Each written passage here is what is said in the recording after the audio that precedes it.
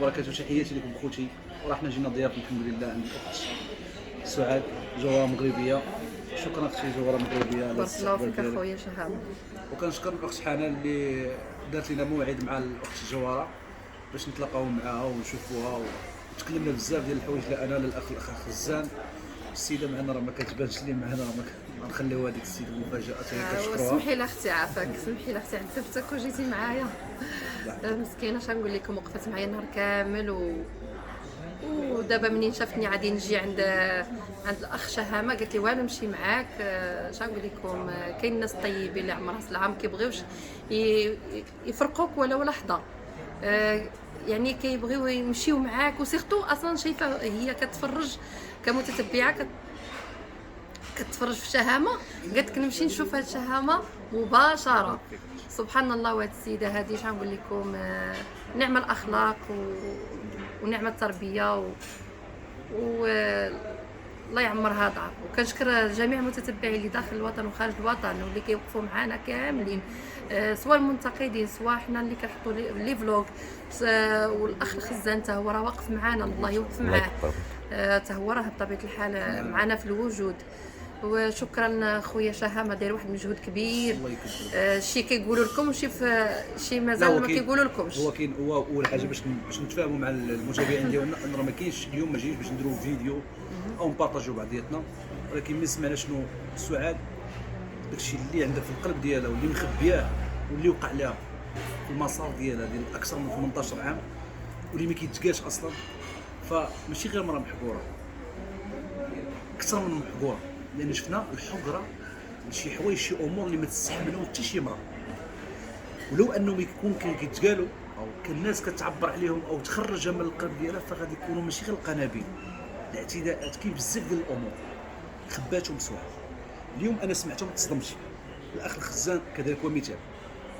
اليوم سعاد كنشوفها انها كتخرج شي حوايج اللي كان خباتهم وضارينها في القلب ديالها، وان هذا الشيء اللي وقع ليها انهم باش يدوروها.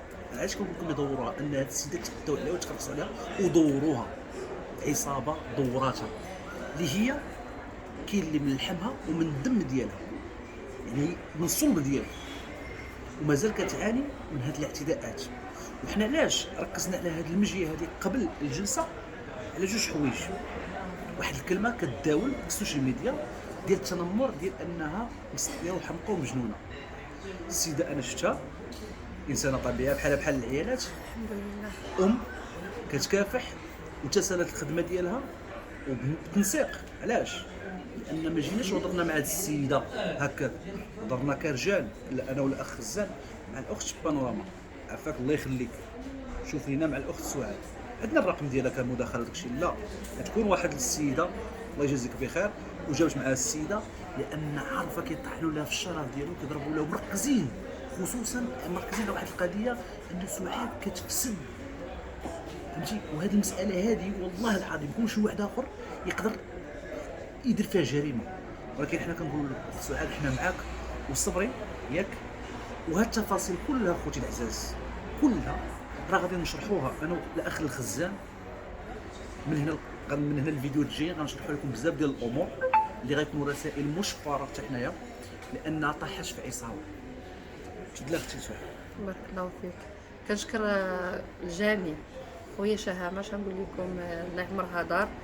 سبحان الله، الانسان اللي تشوفيه في هكا، يعني في التليفون في السوشيال ميديا، راه ماشي هو الواقع اكثر. الواقع كيحكم. الانسان كتهضري معاه هكا وكتبدلي معاه الفكره يعني كتشرحي ليه وكيهضر معاك، كتزيدي زعما تسمعي منه وعلى المباشر يعني معاك. لقيت خويا شهامه انسان واحد اخر، قسما بالله على انسان واحد اخر. شهامه ما سمى راسو شهامه الا وراه الشهامه، فيه المجموعه كلها تقريبا اختي فيه سعاد، كاع الرجوله، الناس متابعين كلشي فيه حيت انت تحقرتي بالعربيه ديال التعرب. انا كنقولها على هذا الشيء اللي سميتو، والاخ الزن راه معانا والاخوان وكاع الناس اللي ساندوا ومازال خصهم يساندوا هذه المراه المغربيه. علاش؟ لان كنتي كمراه مغربيه يعني تعذبتي بزاف. علاش؟ لان اول حاجه عندك مسؤوليه جوج وليدات ياك كتربي فيهم، عندك ولادك شادهم ومستولي عليهم وحده كيضربوا فيك. يعني انا كنقول حتى هما كيكونوا ضحيه، اكيد غادي يكونوا ضحيه. يعني باش يديو لك الكبده ديالك ويحيدوها لك ويوليو تولي الكبده ديالك تطلعي تواجهي انت تولي كضدك فهمتيني. كضدك. وخصوصا النهار انت فاش بقيتي كتصبري يعني شكون هاد المراه اللي غتستحمل ان واحد المراه اخرى تجي كيكبروا بها كيفقسوا كيخرجوا ليك. يعني راه باز شرحت لك قبيلات. قلت له كنت كنعاني بوحدي. عام ملي كان داك العام ديال الطلاق كنت كنعاني بوحدي في صمت، ما لقيت حتى شي واحد بوحدي. حيت اللي كنبغي نشرح ليه كيقول لي لا سكتي ما تهضريش. اي واحد كنشرح ليه ما تهضريش. عيب. انا ما انا سبحان الله هاد الفرصه اللي تعطات لي ديال هاد باش نشرح هاد الشيء هذا وتسمعوا ليا، وهاد الشيء راه بصح وما تنكذبش.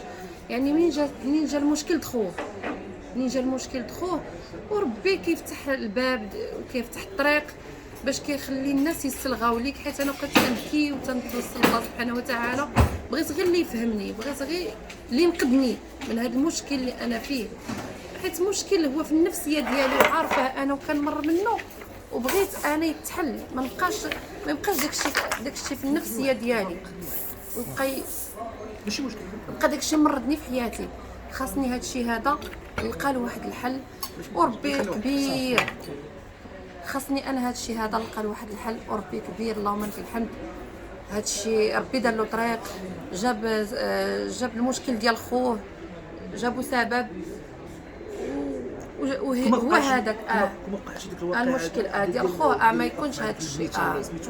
يعني كان دائما هذاك الشيء غادي يبقى وانت ديما غتبقي مزعزعه مع راسك زعما غيبقى. ماشي انا كيستيون نبقى مزعزعه عن مرض. انا اصلا عن مرض اش نقول لك، انا مرضت وغنزيد نمرض حتى صافي نبقى مريضه تنموت بالفقصه. سعاد كان ميليه عرفتينا. سعاد كتبان باغا فهمتي، لان مشارجيه باينه الداخل ديالك. انا عارف الداخل ديالك يعني كتكوني اي واحد اي واحد عنده هذا المشكل هذا راه ماشي غير يشعل. راه شحال من واحد هذا المشكل هذا كيقتلوا عليه الناس، كيقتلوا عليه الارواح اللي كيكونوا رجال بصح، ماشي كيصغرتوا عليه وتيقولوا ما عندنا والو.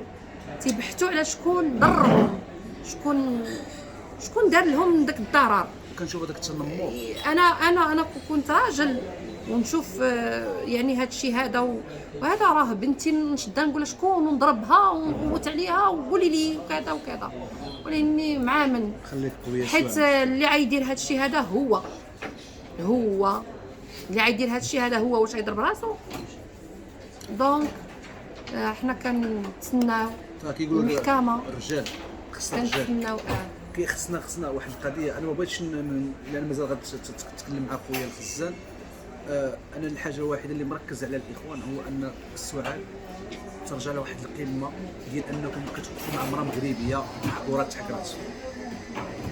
فاليد في اليد ياك باش هاد المراه تاخذ الحق ديالها، ماشي باش نتعداو على شي ناس ولا شي حاجه. لان فعلا داكشي اللي عاوداتو كيفوت الخيال، كيفوت التصور. ولا الا جا الانسان غادي يعاودو وبالادله. يعني ماشي شي حاجه اللي كتكون غير بالفم ولا شي حاجه، شي حوايج بالادله. علاش؟ لان السوشيال ميديا ما كتبغيش شي حوايج ما تقدرش تخرجها. هاد القصه ديال مازال غادي ديك المواقف. لا مواقف صعيب. راه شرحت لك قبيلات. لا كاين شي حوايج عطيتك واحد حيت هذاك الشيء اللي كيتقال تشرحوا نتايا. لا حنا غادي نشرحوا. لا انا لا الخزان علاش؟ لان ما بغيناش حنا مركزين دابا حاليا على هذيك القوه ديالك انت. لان في الحاله ديالك انت عندك جوج حوايج الانسان يقدر يوصل للانتحار هذيك، ولكن تبينتي ان ماشي انت سعاد عندك جوج مسؤوليه لجوج وليدات ونخليهم مورايا. كافحت من اجل ولادي، كافحت نعيش من اجل ولادي. تصوروا ملي كانت جاتني ديك الموتة ديال السكته قلبيه، بقيت كنقول يا ربي نعيش من اجل ولادي، حيت كانوا ديك الساعه مازالين معايا بناتي، وبقيت كنبكي ومشيت تحت رجليهم وبقيت كنبوس لهم رجليهم وتبوس لهم يديهم وتقول لهم جاتني لحظه تموت وغنخلي بناتي ونخلي، وبغيت نشوفهم عرايس، بغيت نشوفهم شي حاجه. وديك الساعه كانوا هما مازال ما خرجوش كيضربوا فيا. اللهم لك الحمد، الحمد لله هادشي كتبوا الله وقدروا عليا، وربي دابا يدير لي شي تصويبه. نتمنوا لها الخير ان شاء الله. وما تنساوش اخوتي الله يكبر لكم التعاليق ديالكم، وما تنساوش راه مورا هذا الفيديو راه كاين فيديوهات بزاف. لا انا ولا الاخ خزان اللي يعني حتى هو تحياتي ليه، راه بحال خويا راه مهلي فيا شاد لي الخاطر، الله يرحمي الوالدين. الا قلنا جينا ضيف راك ضيف، راه ضايفني خويا الخزام. وشكرا اختي سعاد، الله يدير لك الخير. بارك الله فيك اخويا، ومرحبا في اي وقت. جيب وليداتك، جيب المدام ديالك. حنا شوف، حنا عائله شعبيه يقبل علينا. وانا الا جيت الناظور مرحبا. عندي معايا ولادي بطبيعه الحال، وعادي نجي عندكم ونشوف، المهم نزوركم حيت انا بغيت نجي ربما للناظور. الا جيتي الناظور، الناس ديال الناظور غادي يجيو لعندك لانهم كيتشكاو من واحد السريعه عندي، ياك. كيتشكاو ليا منها. ومرحبا بكم. غادي نجي عند واحد الاخت عزيزه عليا ساكنه في الناظور ودايره معاها، غير مازال ما كتبش ان شاء الله. دابا نمشي وديك الساعه ندوز عندكم. مع السلامه الاخوان. يلا باي باي.